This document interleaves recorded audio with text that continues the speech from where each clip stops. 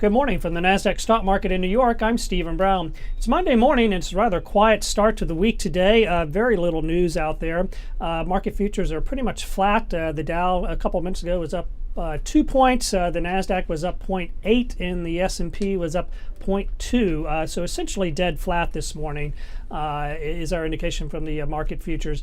Very little news out there. One item of note, McDonald's is out with their February same-store sales comps. Came in better than expected. The gain of 4.8% versus expectations of 3.9. Not unexpectedly, all of the gains were from Asia and Africa.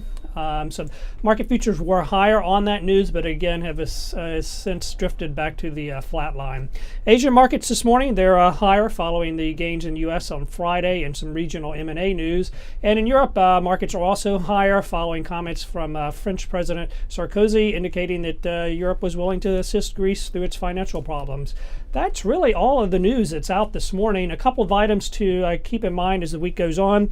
We have about 400 companies going to be reporting earnings this week. The earnings season is pretty much baked into the cake, so I wouldn't expect a whole lot of movement here in terms of the broader market, but just be aware that there could be. And the economic calendar, very light. In fact, we don't get anything until Thursday. We get the advanced retail sales. We get University of Michigan consumer confidence, and then, of course, the weekly unemployment data.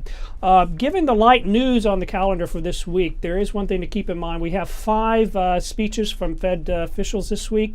Market may look to those speeches to try and determine where the Fed is heading in terms of interest rates. That may gain a little more attention given that there's such a lack of other news out there this week. That's it from the Nasdaq Market Intelligence Desk. I'm Stephen Brown.